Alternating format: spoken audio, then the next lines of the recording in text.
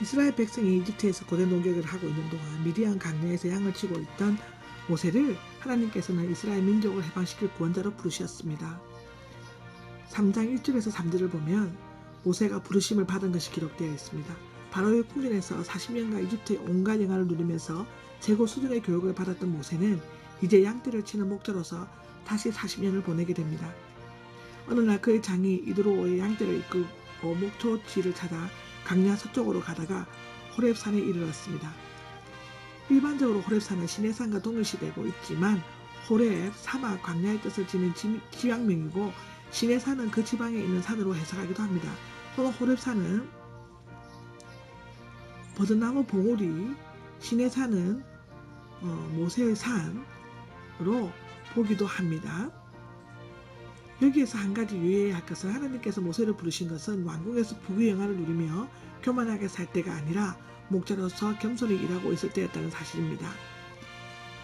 다윗, 아모스 제자들을 또 일할 때 부르심을 받았습니다. 이 기록은 마태복음 4장 18절에서 22절에 나와 있고요. 아모스 1장 1절에도 나와 있고 사무엘상 16장 6절에서 13절에도 나와 있습니다.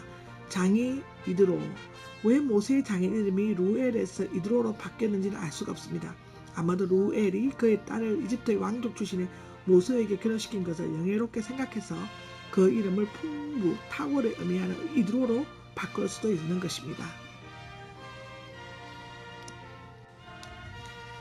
하나님의 산, 모세는 이 산에서 하나님을 만나 대화를 했고 또한 이 산에서 하나님께로부터 율법을 받았습니다. 여호와의 천사, 여호와께서 천사의 모습으로 나타난 것으로 해석할 수 있으며 구약에 나타나신 성자 하나님 고 예수 그리스도를 볼 수 있습니다. 떨기나무란 시내산의 말이 여기서 유래된 아라비어어로 산트라는 뜻입니다. 시내산에서 흔히 볼 수 있는 아카시아 종류의 키 작은 가시덤불 어서 이집트에서 처참한 노예 생활을 하는 이스라엘 백성을 상징하며 여호와의 천사가 이 떨기나무에 나타나신 것은 여호와께서 이스라엘 백성을 노예 생활에서 구출해 주실 것임을 상징적으로 나타낸다고 볼 수 있습니다. 특히 불꽃 가운데서 나타나신 것은 불과 같은 연단을 받고 있는 이스라엘 백성에게 구원을 할 수 있는 이집트 백성에게서 소멸하는 심판의 불이 된다는 것을 상징하는 것으로 나타내어 보여주기 위함이었을 것입니다. 이 기록은 베드로전서 1장 7절에 나와 있고요. 신명기 4장 24절에 기록되어 있습니다. 보라, 떨기나무에 불이 타서 없어지지 않는 것이다. 보라는 이 광경이 초자연적이고 놀라운 것임을 나타내고 있습니다. 하나님께서는 종종 불 가운데서 나타나셔서 자신과 자신의 뜻을 나타내셨습니다. 떨기나무에 불이 붙었는데 타지 않는 것은 이집트에서 고통받는 이스라엘 백성이 결코 망해 없어지지 않을 뿐만 아니라 앞으로도 이스라엘 역사는 하나님께서 함께 하시기 때문에 온갖 고난과 박해 가운데서도 영원히 존속하게 될 것임을 나타낸다고 볼 수 있습니다. 신명기 4장 20절에 나와 있습니다. 왜 떨기나무가 타지 않는지, 오랫동안 이집트 왕국에 살면서 과학적 지식과 수사학적 논리에 젖어있던 모세에게는 이 초자연적인 현상이 강한 지적 호기심을 유발시켰던 것 같습니다. 알아보아야겠다는 보다 자세히 관찰하여 탐구하다는 미할인데요. 눈으로는 직접 보고 확인해 보는 것을 의미하는 것 같습니다. 과학은 보는 것만 믿지만 신앙은 보지 못하는 것도 믿는 것입니다. 히브리서 11장 1절에 나와 있죠. 모세가 떨기나무 가운데서 부르심을 받았다는 기록은 4절에서 12절에 나와 있는데요. 바로 앞에 여호와의 천사가 여기에서는 여호와 하나님으로 바뀌어지고 있습니다. 이것이 셋의 완전한 하나의 속성을 지니신 똑같으신 분임을 나타내고 있습니다.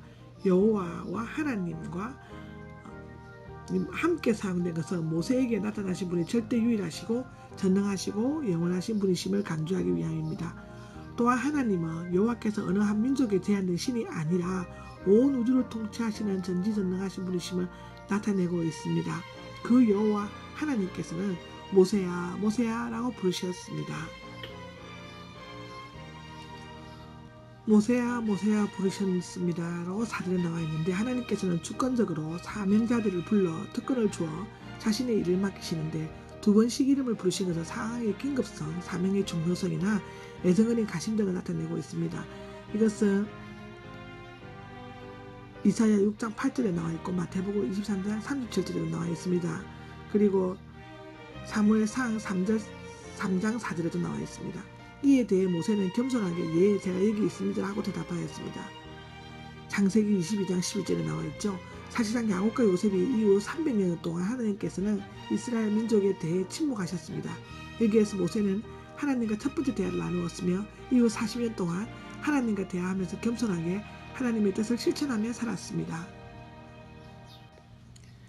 이리로 가까이 오지 마라 신발들을 벗어라 라고 5절에 나와 있는데요. 에덴 동산에서 아담은 거룩하신 하나님과 가까이에서 대화까지 나눌 수 있었지만 범죄한 이후에는 감히 하나님께 가까이 접근을 할 수 없었습니다. 창세기 3장 24절에 출애굽기 19장 12절에 나와 있습니다.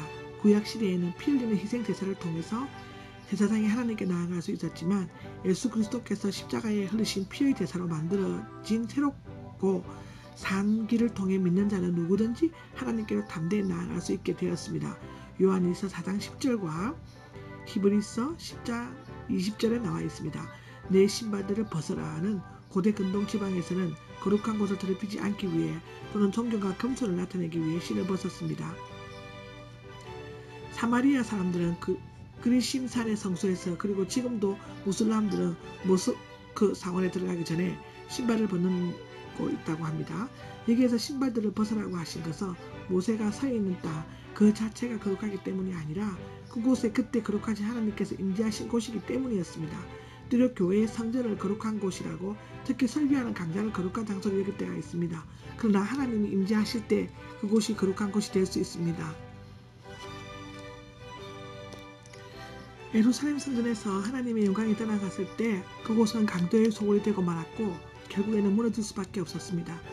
무릇 거룩하신 하나님 앞에서 서려는 자는 더럽고 냄새나는 우물과 먼지가 묻은 신발, 혈기와 교만의 신발, 세상적인 욕구와 자랑의 신발들을 미련 없이 버려야 합니다.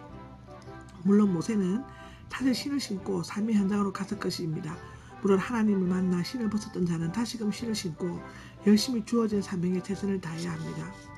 나는 내 조상의 하나님 야곱의 하나님이다. 6절에 나와 있는데요. 하나님께서는 모세의 조상 즉 아브라함과 이삭, 야곱에게 나타나 언약을 맺으셨고 그 언약에 근거하여 계속 출애굽의 역사를 신실하게 진행시켰습니다. 모세는 하나님을 쳐다보는 것이 두려웠기 때문에 자신의 얼굴을 감추었습니다. 절대 거룩하신 하나님 앞에 섰을 때 죄인인 인간은 본능적으로 죽임을 당할까봐 두려워하여 아담과 하와처럼 숨어서 이사야처럼 단식하거나 베드로처럼 내게서 떠나가라고 부르짖을 수밖에 없는 것입니다. 누가복음 5장에 나와 있습니다. 나는 참으로 이집트에 있는 잘 알고 있기 때문이다. 7절에 나와 있는데 보았다, 듣고 주시하였다, 잘 알고 있기 때문이다 라는 기록이 있는데요. 일종의 신인 동형 동성론적 표현법으로 하나님께서는 이스라엘 백성을 이끄나 내버리지 않으셨으며 그들의 고통을 보시고 감독관들 때문에 부르짖는 소리까지 들으셨습니다. 이스라엘 백성들은 노예처럼 혹독하게 일시키는 관리에 대한 얘기죠.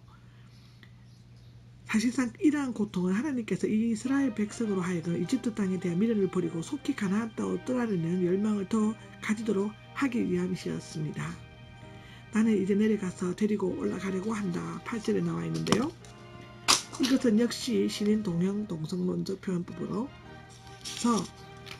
하나님께서 언약의 약속에 근거하여 이제 본격적으로 이스라엘 백성을 이집트에서 구해내 가나안으로 인도하실 것임을 나타내어주고 있습니다. 여기에서 가나안 땅은 그들이 지금 살고 있는 고센 땅에 비해 좋고 넓은 땅임을 나타냅니다.